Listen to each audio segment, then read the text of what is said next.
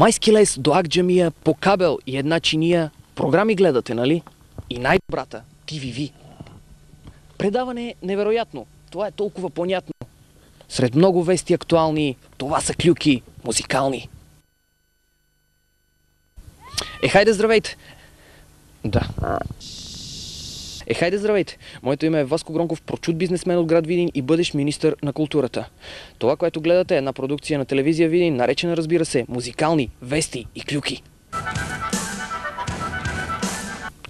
Световните звезди продължават своята кампания за събиране средства за подпомагане на борбата срещу спина. Наскоро на търг в Париж бяха продадени фланелката на Фил Колинс от видеоклипа Everyday, по една от китарите на Slash от Guns N' Roses и Марк Нофлер от Dire Straits и като капак на всичко едни от бикините на супермодела Синди Крафърд. Явно Синди нещо съвсем е закъсала в брака си с Ричард Гир, щом като се е наложил да си продава и бикините. Не такива проблеми има кубинската суперзвезда Глория Естефан, която наскоро си закупи за скромната сума от $20 милиона едно малко красиво островче около бреговете на Флорида. За сега все още не се знае какво е мнението на Негово Величество Фидел Кастро по този въпрос. Все едно ние гледаме новия хит сингъл на Глория Естефан, наречен Turn the Beat Around. Глория Естефан.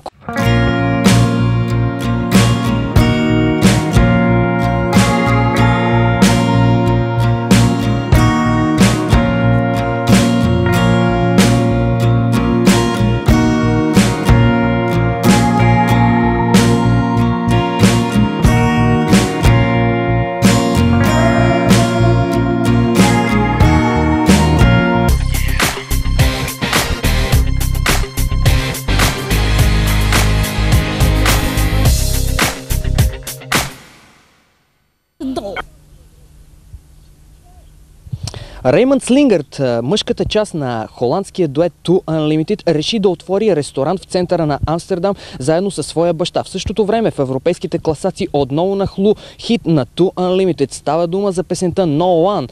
Реймънд Слингърт, Анета Делс, Two Unlimited Холандия и No One. Четворката, петорката от Нью Джерси, Бон Джови. Суперзвездата Джон Бон Джови в момента е в Канада, където снима новия си филм Moonlight and Valentino.